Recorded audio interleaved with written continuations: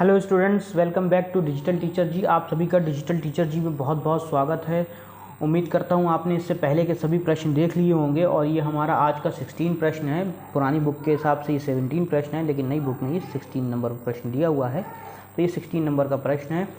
और मैं आप लोगों से यही रिक्वेस्ट करना चाहूँगा, यही कहना चाहूँगा कि वीडियो में आगे बढ़ने से पहले आप लोग वीडियो को लाइक, चैनल को सब्सक्राइब कर दो और अपने सभी दोस्तों में इस वीडियो को फैला दो। जो भी बीकॉम से हों उन सभी के साथ इस वीडियो को शेयर कर दो। और हमने ये वीडियो से ये सारे क्वेश्चन, वैसे तो आप अगर किसी भी चैनल को देखो यूट्यूब पर, तो कहीं पे भी आपको ये प्रोवाइड नहीं कराए जाते हैं चैनल। उसके लिए आपको क्या करना पड़ता है, पेड क्लासेस ज्वाइन करना पड़ती हैं।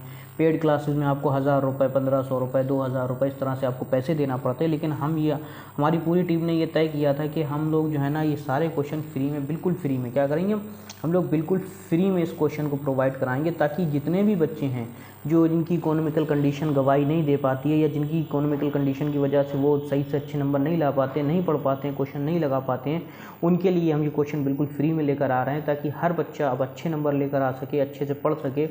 तो इन्हीं सब बच्चों के साथ आप हमारी वीडियो को शेयर कर सकते हैं और वीडियो को ज़्यादा से ज़्यादा शेयर करो, ताकि हर बच्चे के साथ हर बच्चा लाभ उठा सके, हमारी इस वीडियो से आगे बढ़ सके, इस देश का नाम रोशन कर सके, अपनी ज़िंदगी में कुछ अच्छा कर सके। तो इन्हीं सब शब्दों के साथ मैं शुरू करता हूँ आज का क्वेश्चन। तो हमारा ये 16 क्वेश्चन नई बुक के हिसाब से। तो इसमें क्या कह रहा है, मिस्टर नरेश कुमार एक बड़े मकान के स्वामी हैं। क्या है, मिस्टर नरेश कुमार क्या है, एक बड़े मकान के स्वामी हैं, जिसमें 2 इकाइयाँ हैं। कितनी इकाइयाँ, 2 इकाइयाँ हैं, जो 1 जुलाई 2014 को बनकर तैयार हुआ। प्रथम इकाई 2000 रुपये मासिक किराए पर रहने के लिए दी गई है, जो गत वर्ष में 3 माह खाली रही, जो कहाँ, जनवरी फरवरी मार्च में खाली रही, और उस अवधि में इसे नरेश कुमार ने स्वयं के निवास में प्रयुक्त किया। दूसरी इकाई का आधा भाग मिस्टर नरेश द्वारा अपने पेशे में प्रयुक्त होता है तथा शेष आधे भाग में वह पूरे वर्ष स्वयं रहता है। मकान संपत्ति में निम्न व्यय हुए। नगरपालिका कर 10,000 का चुकाया, जो नगरपालिका मूल्य का 20% था। मरम्मत 5000 रुपये है। नवीनीकरण के लिए ऋण पर ब्याज 20,000 रुपये का लिया। भूमि किराया 1000 रुपये का है। वार्षिक भार 6000 रुपये का। अग्नि बीमा प्रीमियम 2500 रुपये का है। मकान संपत्ति आय की गणना करना है। हम इस क्वेश्चन को लगाने से पहले हम आपको थोड़ा सा क्वेश्चन समझा देते हैं, क्योंकि ये क्वेश्चन थोड़ा सा ट्रिकी क्वेश्चन है, थोड़ा सा क्वेश्चन ट्रिकी है, तो हम समझा देते हैं। देखो, जो भी मिस्टर नरेश है ना, उनके पास एक मकान है। क्या है, एक मकान है। मैं इस तरह बना के आपको समझा रहा हूँ। ये एक मकान है मिस्टर नरेश के पास, जिसकी 2 इकाइयाँ, मतलब इसको 2 भागों में बांट दिया गया। क्लियर है यहाँ तक? 2 भागों में बांट दिया। एक को इन्होंने किराए पर उठा दिया, मतलब इस वाले भाग को समझ लो आपने, उस किराए पर उठा दिया। अब जो दूसरी इकाई है, इसके 2 भाग करें इन्होंने, क्या करें, 2 पार्ट कर दिए। एक वो अपने व्यापार के लिए यूज़ कर रहे हैं और एक में वो स्वयं रहते हैं। स्वयं क्या करते हैं, निवास करते हैं। इस तरह से होगा, मतलब 50% भाग उन्होंने क्या कर दिया है, किराए पर उठा दिया है। 25% भाग में वो क्या कर रहे हैं, बिजनेस कर रहे हैं, बिजनेस के लिए यूज़ कर रहे हैं, और 25% भाग में बस स्वयं रहते हैं। इस तरह से इनके मकान की हम क्या करेंगे, कैलकुलेशन करेंगे। उम्मीद है आपकी ये चीज़ समझ में आ गई होगी। अब देखिए, जो व्यापार के लिए लिया है इन्होंने मकान, इसकी यहाँ पर कैलकुलेशन नहीं होगी, क्योंकि ये है इनकम फ्रॉम प्रॉपर्टी, या इनकम ये कहाँ पर है, ये है इनकम फ्रॉम बिजनेस। जब हम इनकम फ्रॉम बिजनेस वाला चैप्टर पढ़ेंगे, उसमें हम इसकी कैलकुलेशन करेंगे। अभी हम इसकी कैलकुलेशन नहीं करेंगे, तो ये वाले की कैलकुलेशन होना नहीं है, ये चीज़ आप ध्यान रखें। जो हमने स्वयं रहने के लिए लिया है, इसकी कैलकुलेशन करेंगे, और जो किराए पर दिया है, इसकी कैलकुलेशन करेंगे और निकालेंगे इनकम फ्रॉम हाउस प्रॉपर्टी। ठीक है, इसकी कैलकुलेशन नहीं होगी, मतलब इस 50% की कैलकुलेशन होगी, और क्या होगी, इस 25% का जो उन्होंने स्वयं रहने के लिए रखा है, इसमें होगी। तो सबसे पहले हम क्या करते हैं, लेट आउट प्रॉपर्टी को निकालते हैं। लेट आउट प्रॉपर्टी निकालते हैं, तो लेट आउट प्रॉपर्टी मतलब रहने जो हमने किराए पर दिया, तो लेट आउट प्रॉपर्टी निकालते हैं। लेट आउट प्रॉपर्टी,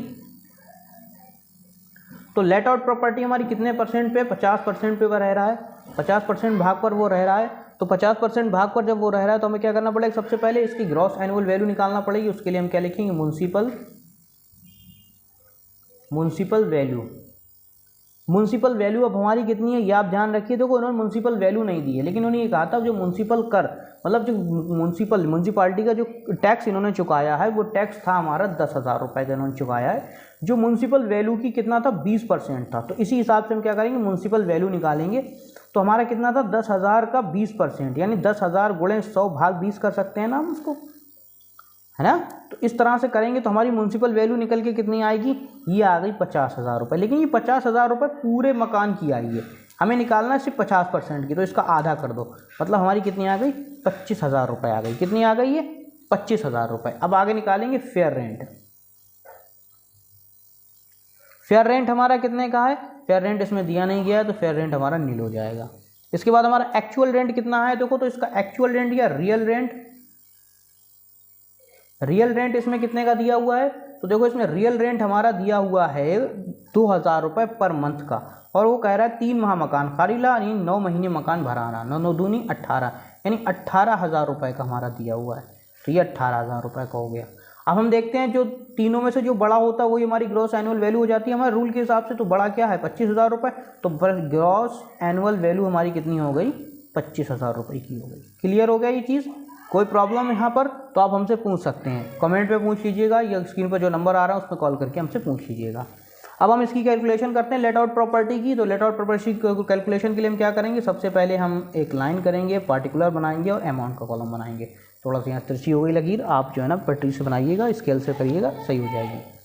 तो सबसे पहले देखिए हम क्या लिखेंगे इसमें, gross annual value. Gross annual value जो हमारी दी हुई थी, जो हमने निकाल के आए हैं वो आई है 25,000 रुपये की। ग्रॉस एनुअल वैल्यू 25,000 रुपये की आई है।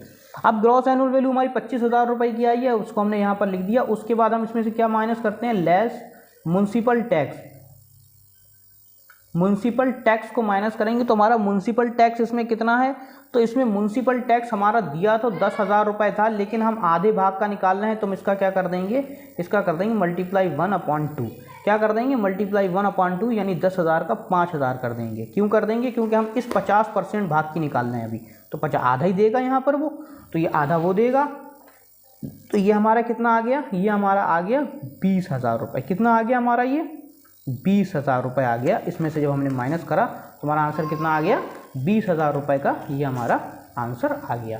क्लियर हो गया। और ये 20,000 रुपये हमारी क्या निकल के आई, ये आई हमारी एनुअल वैल्यू निकल के आई है। क्या निकल के आई है, एनुअल वैल्यू। अब हम इसमें से डिडक्शन माइनस कर देंगे, जैसा माइनस करते हैं क्वेश्चन सेम वैसे ही लग रहे हैं सारे। Less deduction, deduction under section 24(1) के अनुसार।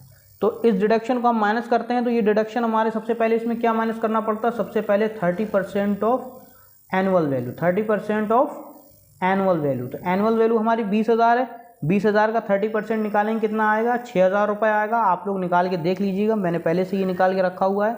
फिर हम क्या करेंगे, इंटरेस्ट ऑन लोन। तो इंटरेस्ट ऑन लोन कितना है, interest on loan, interest on loan हमारा कितना है, तो इंटरेस्ट ऑन लोन इसमें देखो यहाँ पर दिया हुआ था कि मकान में ज़्यादा कहाँ पर है, ये है देखो मकान, ये दिया हुआ है मकान के नवीनीकरण ऋण पर जो ब्याज था वो 20,000 रुपये का था। कितने का था, 20,000 का था। लेकिन 20,000 का तो पूरे का था ना, हम बात कर रहे हैं आधे की, 50% की बात कर रहे हैं। तो 20,000 का 50% कितना हो गया, 10,000 रुपये। तो यहाँ पे 10,000 रुपये आ गया।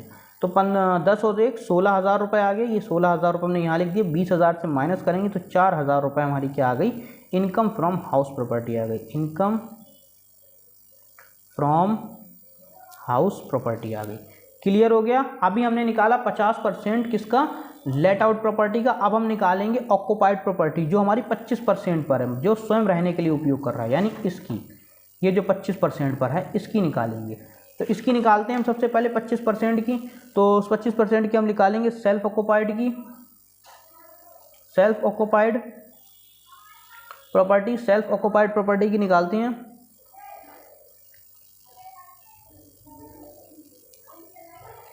देखो इसमें बाकी सारी चीज़ें निल हो जाएंगी, म्युनिसिपल वैल्यू निल रहेगी हमारी, ग्रॉस एनुअल वैल्यू भी हमारी निल रहेगी। तो देखो यहाँ पे हम इसको करके दिखा देते हैं, पूरे तरीके से करके दिखा देते हैं ताकि जब आप एग्जाम में लगाओ तो ये कैसे लगेगा।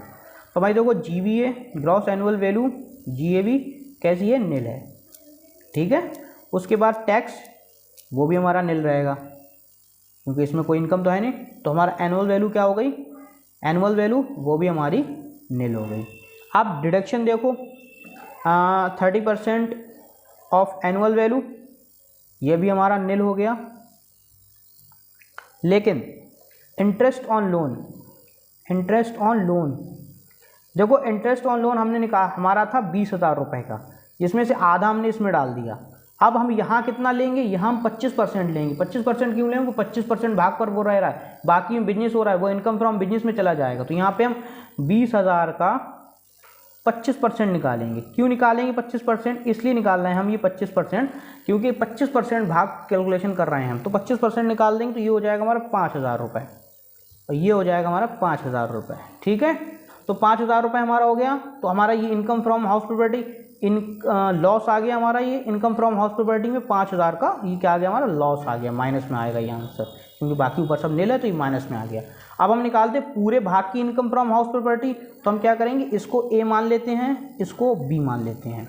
तो हम क्या करेंगे, यहाँ पर ए में से बी को माइनस कर देंगे। ए का आंसर कितना आया था, 4,000 रुपये, और बी ऑलरेडी माइनस में था तो माइनस का 5,000 रुपये। ठीक है, बी क्या करेंगे, ए बी को प्लस कर लेंगे, सॉरी ए बी को प्लस करेंगे ना, तो यहाँ पे ये माइनस का हो जाएगा। तो ए में से बी को माइनस करो, कितना आया, माइनस का 1,000 रुपये। ये आ गया हमारा लॉस, इनकम फ्रॉम लॉस आ गया 1,000 रुपये का। क्लियर हो गया क्वेश्चन। किसी प्रकार की कोई दिक्कत हो तो हम आप कमेंट बॉक्स में हमसे पूछ सकते हैं। थैंक यू वेरी मच, मिलते हैं अगली वीडियो में, तब तक के लिए जय हिंद, जय भारत।